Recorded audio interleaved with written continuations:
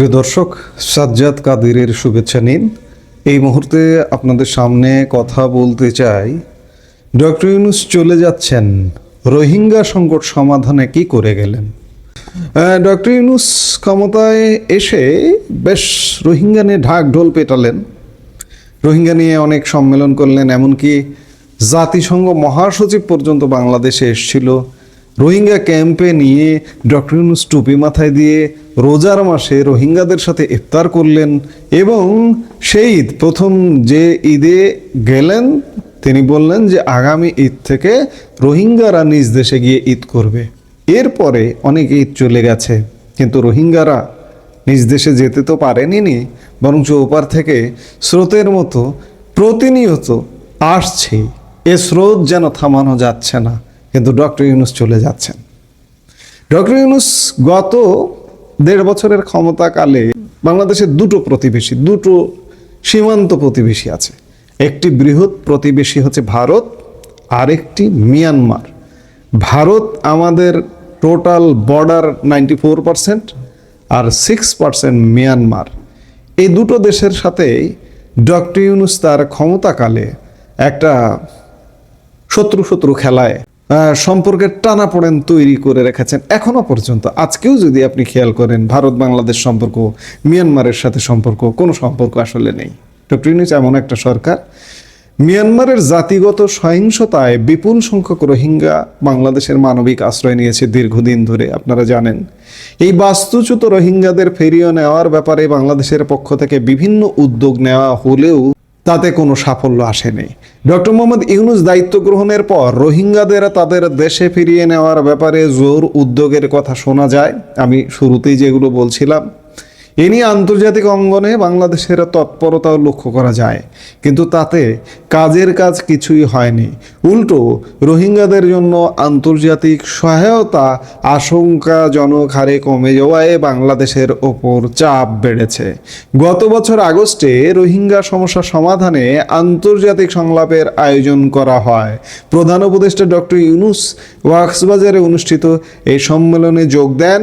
এতে মিয়ানমার ও আঞ্চলিক স্থায়ী শান্তি প্রতিষ্ঠা, রোহিঙ্গাদের মর্যাদাপূর্ণ প্রত্যাবাসন এবং বহুমুখী চ্যালেঞ্জ মোকাবেলার যৌথ প্রচেষ্টার আহ্বান জানানো হয়। প্রধান উপদেষ্টা বলেন, আমরা কেবল কথার জালে বন্দী থাকতে পারি না, এখনই সময়ে কার্যকর পদক্ষেপ নেওয়ার। তিনি আরও বলেন, রোহিঙ্গা সংকট সমাধানের দায়িত্ব শুধু বাংলাদেশের নয়, বরং আন্তর্জাতিক সম্প্রদায়েরও। সংকটের সম্ভাব্য সমাধান নিয়ে ভাবা এবং তা বাস্তবায়নে সক্রিয় ভূমিকা রাখা সবার যৌথ দায়িত্ব।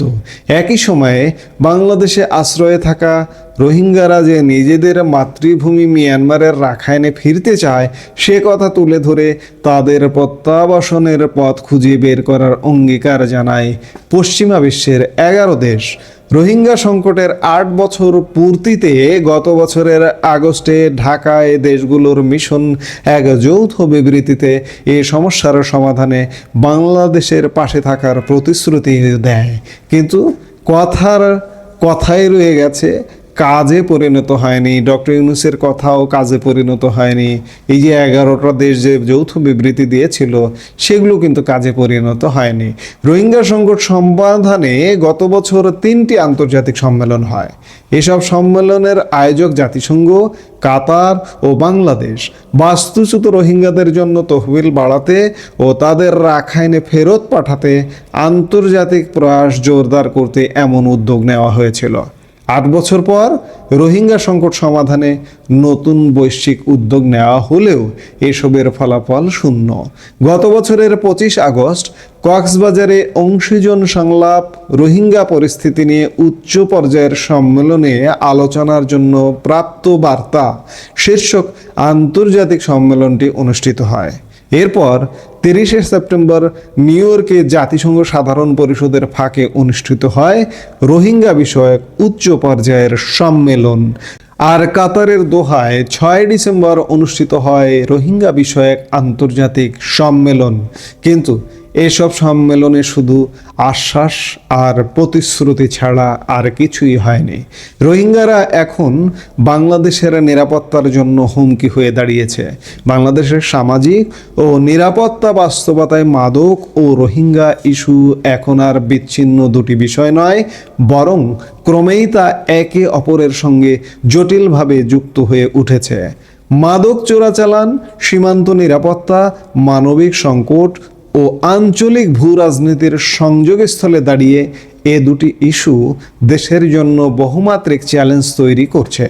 বিষয়টি কেবল আইনশৃঙ্খলা রক্ষার মধ্যে সীমাবদ্ধ নয়, বরং এটি রাষ্ট্রের সার্বভৌমত্ব, সামাজিক স্থিতিশীলতা এবং ভবিষ্যৎ প্রজন্মের নিরাপত্তার সঙ্গে সরাসরি সম্পর্কিত হয়ে দাঁড়িয়েছে। বাংলাদেশে মাদকের বিস্তার নতুন কোনো ঘটনা নয়, তবে সাম্প্রতিক বছরগুলোতে এর ধরন ও বিস্তৃতি আরও ভয়াবহ রূপ নিয়েছে। ইয়াবা, হেরোইন, আইস ও সিনথেটিক ড্রাগের সহজলভ্যতা সমাজের সর্বস্তরে নীরব ধ্বংস ডেকে আনছে। বিশেষ করে তরুণ ও কিশোর সমাজ মাদকের সবচেয়ে বড় ভুক্তভোগী। সীমান্তবর্তী অঞ্চলগুলো দীর্ঘদিন ধরেই মাদক পাচারের ঝুঁকিতে রয়েছে, আর কক্সবাজার টেকনাফ এলাকা এই সংকটের কেন্দ্রবিন্দুতে পরিণত হয়েছে। এখানেই রোহিঙ্গা সংকটের সঙ্গে মাদকের যোগসূত্র স্পষ্ট হয়ে ওঠে।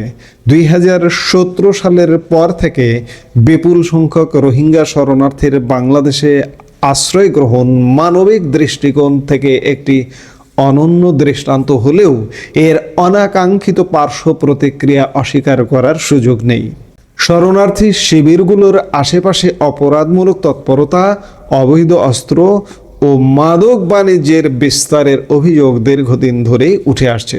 যদিও সব রোহিঙ্গাকে অপরাধের সঙ্গে যুক্ত করা অন্যায় ও অমানবিক, তবু কিছু সংঘবদ্ধ চক্র যে এই অসহায় জনগোষ্ঠীকে ব্যবহার করে মাদক পাচারের নেটওয়ার্ক গড়ে তুলেছে তা বাস্তবতা হিসেবে বিবেচিত হচ্ছে। মাদক কারবারিরা রোহিঙ্গা সংকটকে একটি সফট স্পট হিসেবে দেখছে।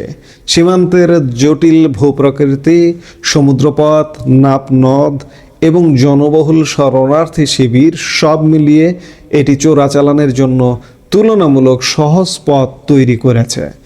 দরিদ্রতা, কর্মসংস্থানের অভাব এবং দীর্ঘমেয়াদী অনিশ্চয়তা রোহিঙ্গা যুবকদের একটি অংশকে অপরাধমূলক কর্মকাণ্ডে জড়িয়ে পড়ার ঝুঁকির দিকে ঠেলে দিচ্ছে। এখানে দায় কেবল শরণার্থীদের নয়, বরং দায় আন্তর্জাতিক সম্প্রদায়ের, যারা টেকসই সমাধান দিতে ব্যর্থ হয়েছে। সাম্প্রতিক সময়ে এই সংকট আরও প্রকট আকার ধারণ করেছে মিয়ানমারের জাতিগত সহিংসতার কারণে। সাম্প্রতিক সময়ে আরাকান আর্মি ও রোহিঙ্গা সশস্ত্র গোষ্ঠীগুলোর মধ্যে মিয়ানমারের অভ্যন্তরে তীব্র সংঘাত শুরু হয়েছে, যার প্রভাব সরাসরি পড়ছে বাংলাদেশ সীমান্তে। বিশেষ করে বান্দরবান ও কক্সবাজার এই দুই জেলার সীমান্তবর্তী উপজেলা নাইক্ষ্যংছড়ি, আলীকদম, থানচি, রুমা এবং উখিয়ায় পরিস্থিতি ভয়াবহ রূপ নিয়েছে। অন্যদিকে চট্টগ্রামের কক্সবাজারের নাফ নদ বাংলাদেশ ও মিয়ানমারের মধ্যকার প্রাকৃতিক সীমান্ত বা সীমারেখা হিসেবেই পরিচিত। এই নদের পানিতে জড়িয়ে আছে সীমান্তের রাজনীতি, অনিশ্চয়তা আর বেঁচে থাকার লড়াই। এ নদ একদিকে অনেক বাংলাদেশের জীবিকার উৎস, অন্যদিকে ভয় আর বিপর্যয়ের প্রতীক হয়ে উঠেছে। সাম্প্রতিক সময়ে মিয়ানমারের বিদ্রোহী গোষ্ঠী আরাকান আর্মির অগ্রাসনে নাপ নদ পরিণত হয়েছে মৃত্যু ফাঁদে। অস্পষ্ট সীমান্ত রেখার সুযোগে বাংলাদেশের জেলেদের তুলে নিয়ে যাচ্ছে সশস্ত্র গোষ্ঠীটি। তাদের মধ্যে কেউ ফিরছেন নির্যাতনের ক্ষত নিয়ে, আবার অনেকে ফিরছেন না। উপকূলের ঘরে ঘরে কান্না আর অপেক্ষা থামছে না। টেকনাফ, শাহপুরের দ্বীপ থেকে সেন্ট মার্টিন পর্যন্ত অনেক জেলে পরিবার এখন অনিশ্চয়তায় বন্দী। কেউ হারিয়েছেন স্বামী, কেউ ছেলে, কেউ পরিবারের একমাত্র উপার্জনকারী ব্যক্তিকে।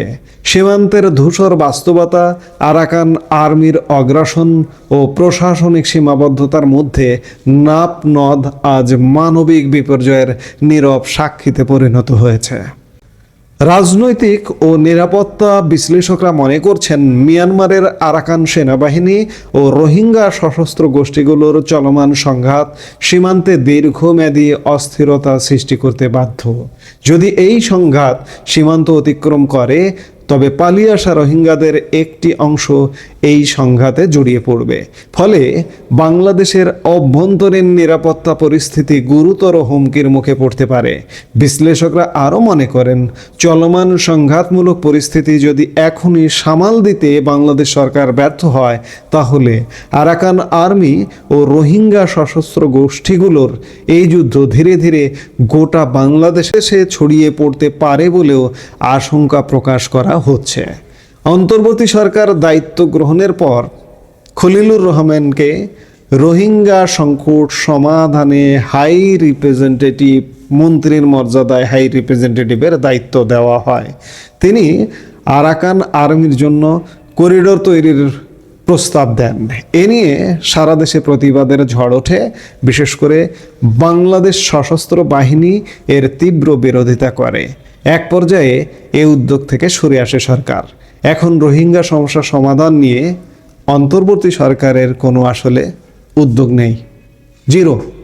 এই যে 1.5 বছরের যে হম্বিতম্বি, এখন একদম ফলাফল জিরো। নির্বাচিত সরকার কিভাবে এ সমস্যা সমাধানের উদ্যোগ নেবে তা খতিয়ে দেখার বিষয়। এরই মধ্যে আপনারা জানেন যে নির্বাচনের একটা নীরব তোড়জোড় চলছে বাংলাদেশে। আগামী 12 ফেব্রুয়ারি সম্ভাব্য নির্বাচন। এই যে ঢাকঢোল পিটিয়ে অন্তর্বর্তী সরকার এত উদ্যোগের মধ্যে রোহিঙ্গা সংকট সমাধান একটি গুরুত্বপূর্ণ উদ্যোগ ছিল এবং বিশাল গল্প দিয়েছিল যে আগামী ঈদ থেকে রোহিঙ্গারা নিজ ভূমিতে গিয়ে ঈদ করবে। ঈদের পর ঈদ চলে যাচ্ছে, আর একটা ঈদ আসছে। সেই ঈদ আসতে আসতে ইউনূস সরকারই বিদায় এবং ইউনূস সরকার একটা পাতানো নির্বাচন করে, একপাক্ষিক একটা নির্বাচন করে দেশের অভ্যন্তরে সংকট তো বাড়িয়ে দিচ্ছেই। আমরা স্থায়ী কোনো সমাধানের দিকে যাচ্ছি না। আর রোহিঙ্গা সংকট তো দূর কি বাত, সেই কক্সবাজারের টেকনাফের উখিয়া থেকে এই সংকট যে সারা বাংলাদেশে বিস্তার লাভ করবে না, এর কোনো গ্যারান্টি নেই। সত্যিকার অর্থে আমরা সব কিছু মিলিয়ে একটা অনিশ্চয়তার দোলাচলে দুলছি। এই রোহিঙ্গা সংকট নিয়েও অনিশ্চয়তায় ফেলে দিয়েই ডক্টর ইউনূস চলে যাচ্ছে। আগামীতে কি হবে, আগামীর ভবিষ্যৎ কোনো বাংলাদেশি, কোনো বিশ্লেষক, কোনো পৃথিবীবাসী যদি বাংলাদেশের আগামীর ভবিষ্যৎ নিয়ে ভবিষ্যৎবাণী করতে পারেন, আমার মনে হয় না কেউ পারবেন। বাংলাদেশ একটা অনিশ্চয়তার দোলাচলেই দুলছে। রোহিঙ্গা নিয়ে তো আরও অনিশ্চয়তা। আমরা দেখতে থাকি যে আগামীতে কী ঘটছে, আমরা নিশ্চয়ই দেখব। এই মুহূর্তে এ পর্যন্তই।